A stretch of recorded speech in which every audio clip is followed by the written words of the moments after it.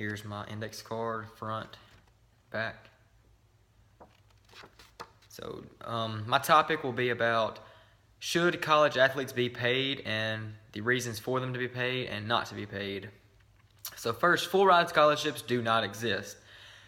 Athletes play college sports 4 years, freshman year, sophomore year, junior year, senior year with a scholarship, but full ride scholarships do not exist. They may list freshman, sophomore, junior, but not senior, or maybe the other way around. However it may be. And college athletes, they are not paid for their hard work on and off the field, but they are given an education from this school. So first, I'm going to tell you about the amount of money sporting programs bring in. Second, I will tell you about college athletes being viewed as a student and not employees. And third, I will explain college sports being viewed as business. So, in 2015, Alabama football generated $95,132,301 in revenue, according to the Tuscaloosa News.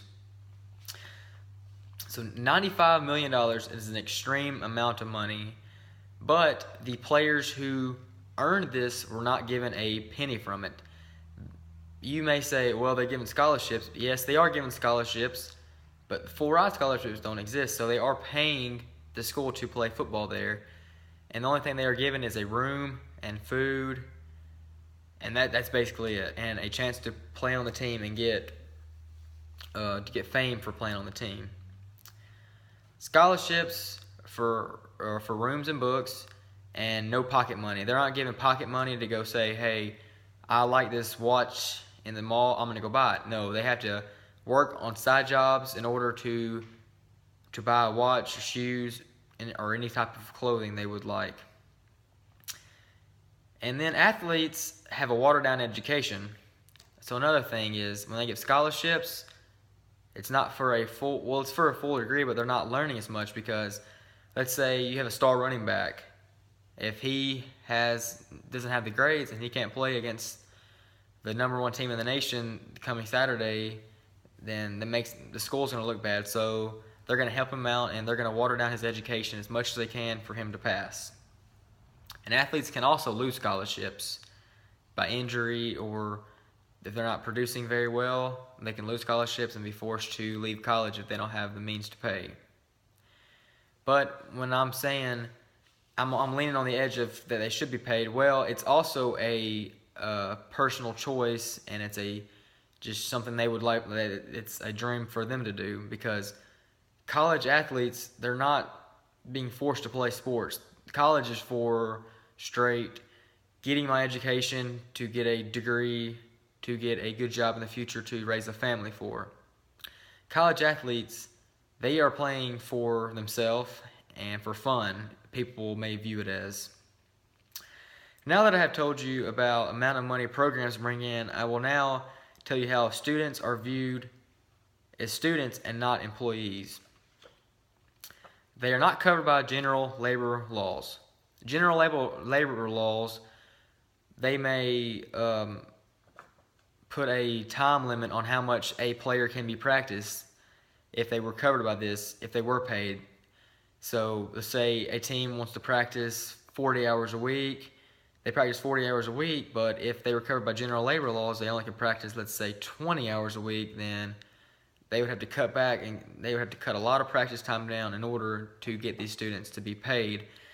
And with all these times cut down, they will not be prepared for the next game, and their future for a professional athlete will be very hard to come by with not a lot of practicing. So they can't limit practicing if they were covered by this, and they can't bargain for compensation either. So if they're not paid by general labor laws, then there's no point in trying, because if they were covered by general labor laws, then they would get paid, and it wouldn't work out in their field of study.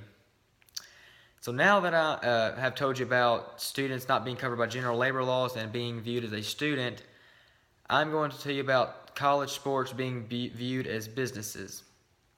So people watching sports They're watching it for their team. The team would be nothing without the players.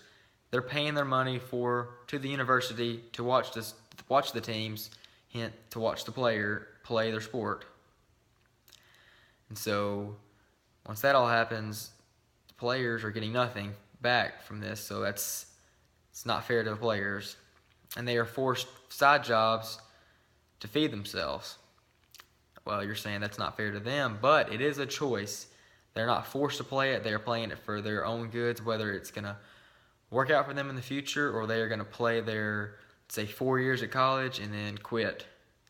So this is all a choice made by the player, whether they want an education or fun on the sporting field of their choice. Today I have informed you about the programs, students, and employees with business labor laws, and college sports being viewed as a business. Thank you.